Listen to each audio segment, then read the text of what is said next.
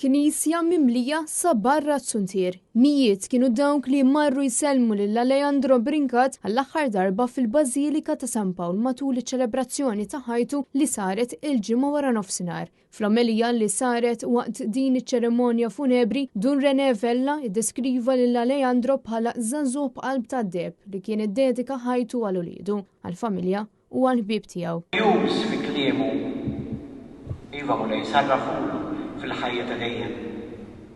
Il-fatt li kellu talent kbir fil-qasam tal-futbol sarrafulu mulej fil-ħajja ta' dejjem. Dawn mhumiex kollha raġġi miżbuħija tagħna, miżbuħija tiegħek mulej.